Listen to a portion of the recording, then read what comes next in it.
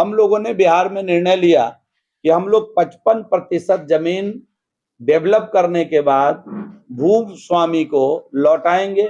Development का जो मेरा स्ट्रक्चर होगा उसमें 22%, अगर हम 100 एकड़ जमीन लेते हैं, 22% जमीन हम लोग जो है वो सड़क के रूप में वहां इस्तेमाल करेंगे। 3% आवास, 3% जो उसके अंदर जो जमीन होगा वो कमजोर वर्ग के आवास हेतु हम लोगों ने रिजर्व किया। नमस्कार, आदाब, सलाम, सत श्री अकाल। आप देखना शुरू कर चुके हैं SR न्यूज। मैं रिजवी। देखिए, आपको बताते चले, आज बिहार सरकार मंत्रिपरिषद के द्वारा आज बिहार शहरी विकास नियमावली 2025 को आज स्वीकृति मिल गई है। मतलब आज पास हो गया है। ये कहीं न कहीं जितने भी जमीन मालिक है, जो बिहार में जो बड़े बड़े किसान, बड़े बड़े जमीन मालिक है, उनके लिए बड़ा खुशखबरी है। ये शहरी विकास योजना जो पास हुआ है, उसको लेकर बिहार यानी कि बिहार में कई जो है, आपको बताते चले, शहर, उसमें एक तरह से स्मार्ट सिटी के तर्ज पर विकास होगा।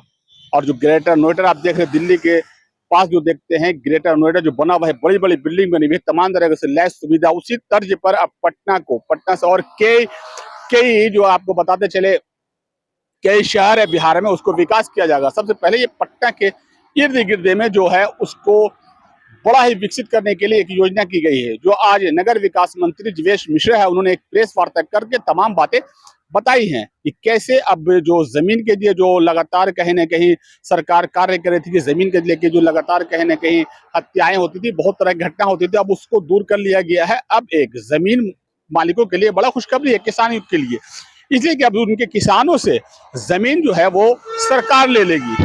अब मान के चलिए, आपको बताते चले, जो योजना का जो रूपरेखा है वो हम आपको बता रहे हैं। सरकार जमीन मालिकों से जमीन ले लेगी। मान के चलिए, अगर 100 एकड़ जमीन लेती है तो उसमें से 55% विकास करने के बाद वो जमीन मालिक को फिर सरकार वापस कर देगी। देखिए, गौर से सुनिएगा। देखिए, अगर जमीन सरकार लेती है, अगर 100 एकड़ जमीन लेती है तो उसमें से 55 एकड़ फिर जमीन मालिकों को वापिस कर दिया जाएगा विकास करके। उसमें से 3% नीचे तबके के लोग उसके लिए सुरक्षित रखा जाएगा और 22% सड़क और भी कितने जो भी विकास की योजना उसके लिए रखा जाएगा। 15% उसमें से सरकार बेचेगी डेवलपर को। कोई भी लेना चाहेगा उसको 15% वो जमीन किसी को भी कोई भी खरीद सकता है, किसी को भी दिया जा सकता है। मित्रों को मालूम है कि बिहार के अंदर आज एक ऐतिहासिक निर्णय माननीय मुख्यमंत्री जी के नेतृत्व में बिहार की कैबिनेट ने लिया है और जिसका वर्षों से प्रतीक्षा था। ऐसी कोई पॉलिसी आए, ऐसी कोई नियमावली बने, इस प्रकार की चिंता वर्षों से बिहार में की जा रही थी।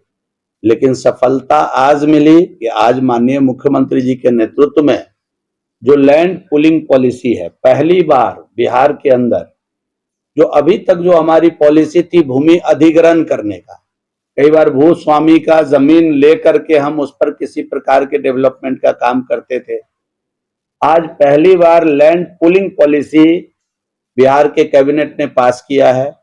और ये अपने आप में काफी अनूठा, अद्भुत, और आने वाले समय में जो बिहार का, जो माननीय मुख्यमंत्री जी का जो ड्रीम था कि हम सभी जितने हमारे शहर हैं, जो प्रमंडलीय शहर है, उसमें सैटेलाइट सिटी बनाने का जो प्रस्ताव है बिहार सरकार का, माननीय मुख्यमंत्री जी का, मैं उनको धन्यवाद देना चाहता हूं कि अब नगर विकास आवास विभाग इस सैटेलाइट सिटी को बनाने की दिशा में तेजी के साथ आगे बढ़ेगा। तो बिहार के लिए आज का क्षण ऐतिहासिक क्षण रहा। और इस पॉलिसी के कारण मैं आपको बता दूं कि भविष्य में कभी भी, जैसे भूमि अधिग्रहण में कई बार ये चिंता आती थी, लोग कहते थे कि हमारे पास तो इतना ही भूमि था और हम भूमिहीन हो गए, तो इस प्रकार की कोई लेकुना, इस प्रकार का कोई प्रॉब्लम इस पॉलिसी के अंदर नहीं है। इसमें सरकार ने स्पष्ट तरीके से निर्णय लिया। इस पॉलिसी के तहत जो मोटी मोटी बातें हैं मैं आपके सामने रखना चाहता हूं।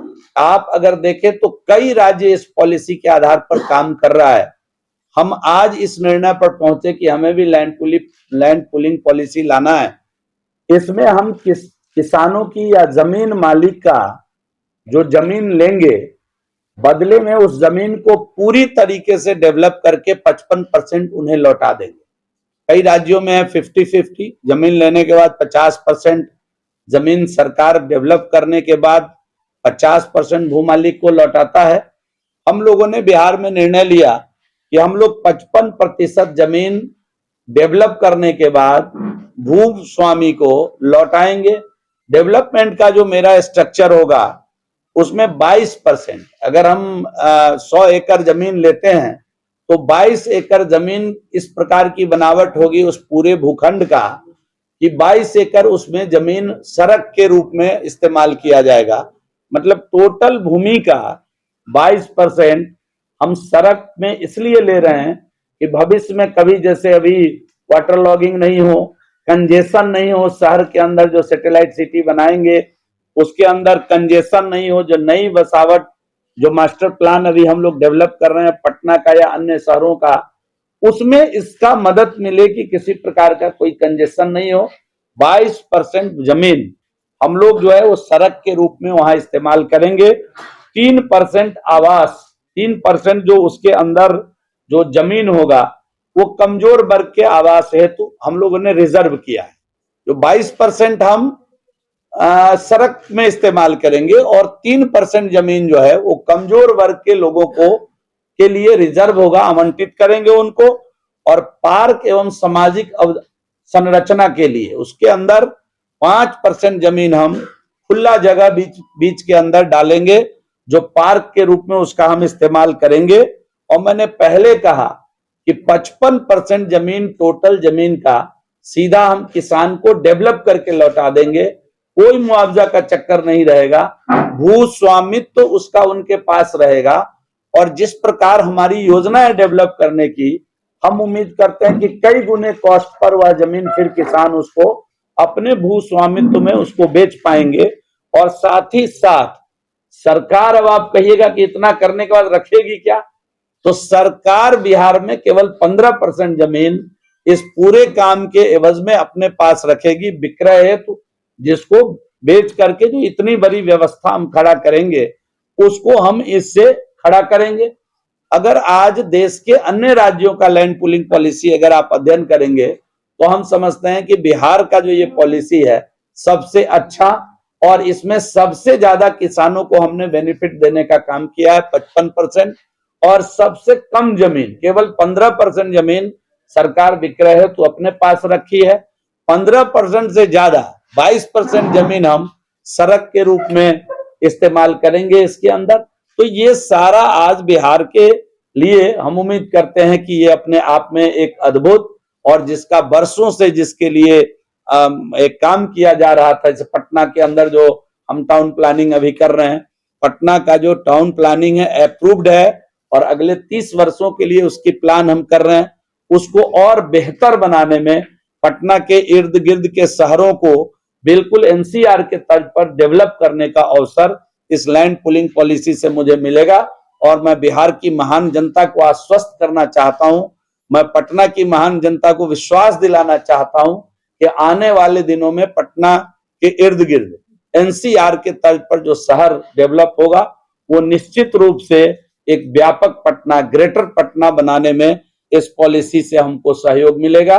और पटना ही नहीं, जितने प्रमंडलीय टाउन है वहां भी इस पॉलिसी की मदद के द्वारा जो माननीय मुख्यमंत्री, माननीय उप मुख्यमंत्री जी का जो ड्रीम था सैटेलाइट सिटी का, वो हम तेजी के साथ बनाने में सफल होंगे। और अन्य जिसकी टाउन प्लानिंग में अन्य शहरों को हमने लिया है, वहां भी इस पॉलिसी के आधार पर हम आगे अच्छे सुंदर शहर अपने जनता मालिक महान बिहार की जनता के लिए उसको खड़ा करने का काम करेंगे।